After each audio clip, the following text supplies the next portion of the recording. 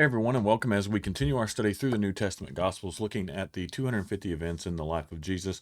And today we're continuing this lesson that Jesus is teaching his apostles right before his arrest and crucifixion. And this is again coming from John. This is John 15:18 versus John 16 verses 4. And it talks about Jesus warns about the world's hatred towards especially Christians that we're going to see. And so um, we're going to go through this. I'm actually going to read this one, and I think part of the reason why I'm going to go into this one a little bit is if you're watching this currently, you'll understand some of the situations going on around the Olympics and some of the things that we've seen. But also, I just think it's good to talk about this and look at this. And though, so this will apply to even if you're not, around that same time frame as we are, and you're watching this later, it'll apply. So, we'll hit this. Read. I want to read through this, and then we'll look at the notes. It says in John 15:18, right? It says, "If the world hates you, remember that it hated me first." We need to remember that. Like, memorize that line, highlight that line, right? If the world hates you, remember it hated me first. The world would love you as one of its own if you belong to it, but you are no longer part of the world. I chose you to come out of the world, so it hates you. Do you remember what I told you? A slave is not greater than the master, right? And if you want to read this in the terms of, it really in the terms that you can switch this out. I know this term slave is obviously for good reason has very negative connotation, and the term I think works better there is servant, right? A servant is not greater than his master, and that was the kind of the relationship that when we think of slavery or the word slave, we think of American slavery, and it wasn't that way, right? There was more of a servant type, working off payments, working off things that we saw back then. Not so much, people owning people and the hordes that we saw with American slavery. And so I say that for a good reason, because I want you to get a better perspective of what he's talking about here. And so a servant is not greater than the master. Since they persecuted me, naturally they will persecute you, right? And if they had listened to me, um, they would listen to you. Is what he's saying. It's like, look, if I am the leader here, I'm the person that's in charge, right? However you want to look at this, and because of that, right? If I'm having to go through these things and I'm having to struggle and deal with this stuff, then what makes you think that you're not going to deal with this stuff? They hate me, they're going to hate you, right? They didn't listen to me, or they did listen to me, then they won't listen to you, or they will listen to you. And so, since they persecuted me, naturally they will persecute you. And if they had listened to me, then they will listen. They will do all this to you because of me, right? For they have rejected the one who sent me. They would not be guilty if I had not come and spoken to them. But now they have no excuse for their sins, or there's no excuse. And he sums this up in verse 23. Anyone who hates me also hates the Father. So if they hate Jesus, then they hate God. If I hadn't done such miraculous signs among them that no one else could do, right, they would not be guilty. But as it is, they had seen everything I did, yet they still hate me and my Father. This fulfills what is written in scriptures. They hated me without cause. And so that's the first part of this, right?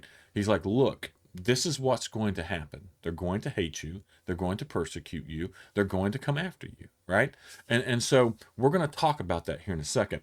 And then verse 26, it says, "But I will send you the advocate," right? We just talked about this, the Spirit of truth, which is the Holy Spirit. He will come to you from the Father and will testify all about me. And you must also testify about me, because you have been with me from the beginning of my ministry. And then we go into to John 16, verses 1 and 4. And he says, "I have told you these things so you won't abandon your faith." All right? He's given him this encouragement of, he's like, look, yes, you're gonna go through some stuff, right? It's not gonna be easy, but I'm sending you a helper. I'm sending you the Holy Spirit.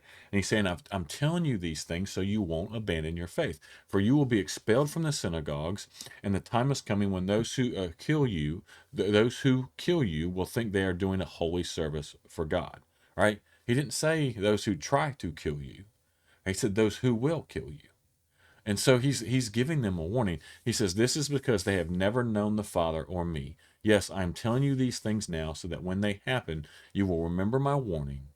I didn't tell you earlier because I was going to be with you for a little while longer. So he's giving them this warning. Again, like I mentioned before, he's kind of info dumping on them. All right, he's getting ready to go to the cross, and so he's preparing them. He's preparing them for what's coming. He's preparing them for what's going to happen after he leaves, and so we see all this, and so this is the kind of stuff that's going to happen, and to the apostles and to the disciples that we see here. And so the first thing I want to talk about, right, is what he talks about in John 15 and start at verse 18. Right, the world hates you. Remember that it hated me first.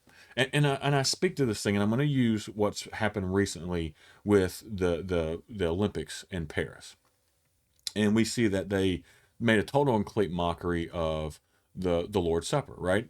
Of the Jesus portrayal of the Lord's Supper, and so they did this because they hate Christianity. They hate Christ. Now, I'll give some of them this.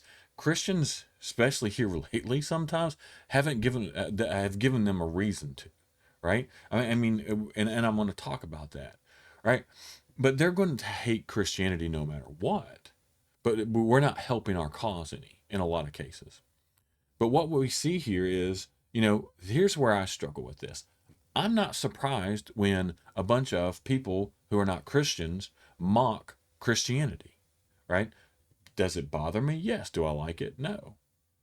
All right. But here's my thing. I'm not going to react in kind to the way they behave. And that's what we see, right? We see this happening. And what do we see from a bunch of Christians? Well, I hope God, brings damnation on the city of Paris.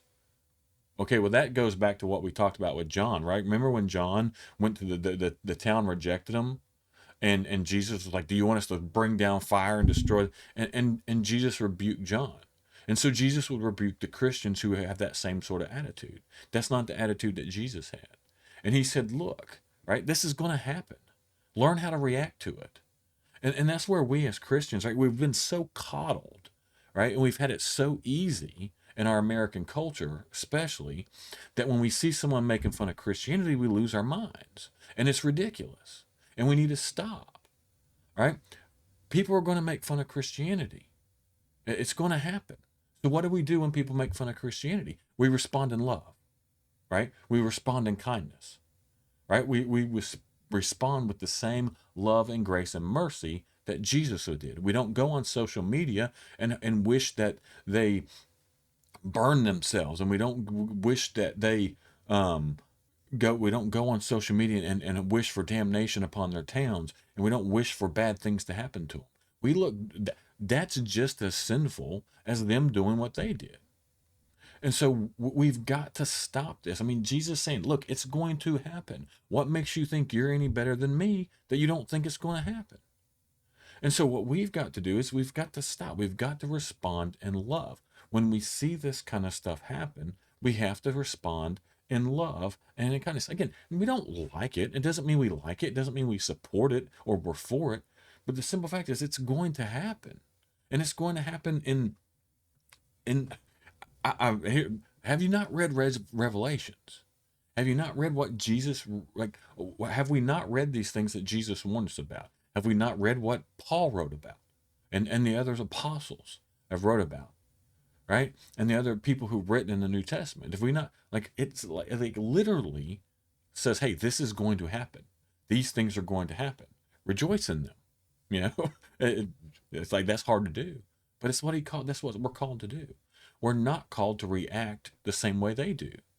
I mean, I don't understand where we get off thinking it's okay to act just as sinful as they do as Christians and respond in kind.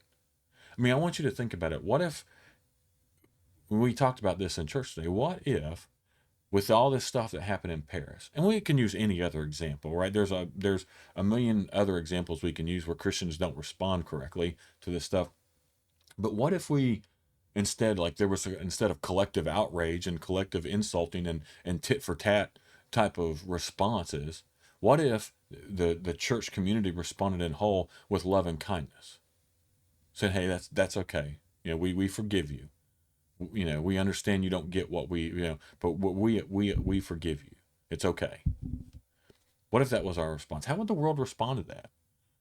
right? And that's what they did, and that's what we saw happen in the New Testament, right? In the New Testament church, because while they were being literally led like lambs to the slaughter, they didn't fight back. They responded with forgiveness and love. It was a supernatural love. That's why the church grew the way it did, because it wasn't because they had some awesome, response to these type of things. People saw these people with supernatural love, supernatural, like being willing to die for a cause. And so they saw that and said, man, there is something here. There is something with these people. They're truly worshiping God, or worshiping God, sorry. And so they wanted to know, learn about it. And so it spread like wildfire. That's what our responses should look like. That's what we should look like. Not trying to get even or revenge or how dare you. And it's like, we know they're going to do it. Why are we shocked? Why are we shocked when the world that hates us? When Jesus sat there and said, the world's going to hate you. And so I don't know. My rant on that's over, but I just, man, I wish we would get that in our minds that that's going to happen, and stop being. We talk about them be the left being and those people being snowflakes and blah blah blah blah blah blah blah, and then we turn around and behave the same way. It's like, toughen up. We know it's going to happen. Get some thicker skin and move on. Yeah, show kindness, show love, show mercy, and get out of the feelings of it, and just say, hey, I'm still going to love these people. I'm still going to talk to them about Jesus, and hopefully I'll convert some of them when they see, man, that didn't really anger that guy. He just responded in love and kindness. And so I don't know. Maybe we learn something from Jesus in this and actually listen to what he said. And then he says, okay, these things are going to happen to you. And maybe this is part. We talked about this today too in our services.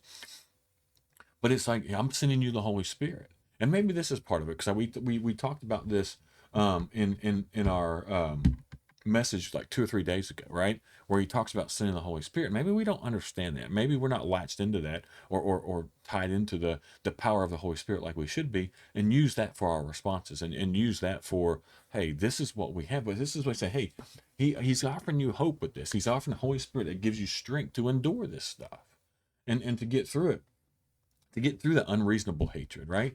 There's evil. We understand there's evil. We understand that but that's what the Holy Spirit's there for, to help guide us through that. And so maybe we need to tap into the power of the Holy Spirit a little bit more and understand that it's there. And so this is going to be especially comforting for us. I think it should be comforting for us. The God's like, look, this is going to happen. Don't be surprised by it. Use the Holy, like, I'm sending you the Holy Spirit to guide you through this. And it really worked for the apostles. That was a whole nother level that we saw with the way it worked with the apostles, and we see a lot of that in Acts. And so, and again, Jesus uses two names again for the Holy Spirit here: Advocate, which is that conveys the idea of helping and encouraging and strengthening, right? And then the Spirit of Truth, right, which points to teaching and illuminating, and the reminding work of the Spirit. And again, I think that's why we need to learn to tap into the power of the Holy Spirit that is in every single one of us as Christians. We need to make sure we do that, right? The Holy Spirit ministers both to the heart and to the head, and helps us with I think emotions, and with controlling stuff, and with knowledge, and with and I think with maturity comes those things, more of it. And the more you become more aware of the Holy Spirit, the more you can tie into that and ministers, and both of those dimensions are very important. Both of those are very important. Both of those are things that we need to tie into. And so if I could just sum up that what Jesus, I truly believe, was trying to tell us here, and we can see this in the scriptures, is stop reacting the way we do many times when we see things in the world. Well, literally when we see the world being the world, right? And if we don't understand that that's going to happen, then I don't know what Bible we've been reading as Christians. I really don't. Or we've become so self-righteous and so arrogant that we think that those things shouldn't happen. And if you've gotten that point, then man, you need to humble yourself. We all need to humble ourselves. But you need to humble yourself, and you need to go back through and read the scriptures about what Christ and what Paul and others said was going to happen, right? And get out of this entitlement mindset that we're entitled to not have our Christianity mocked and made fun of. Nowhere in there is that in the Bible, right? Now, should it happen? No. I mean, I wish it wouldn't, but it's going to. It's absolutely going to. We can't stop that. All we can control is the way we react to it, right? And according, I mean, if you read the book of Revelations, you read what Jesus says about the end, it's going to get worse. And so, man, if them mocking us on TV is getting you that bad, I can't imagine what's going to happen when they really come after you.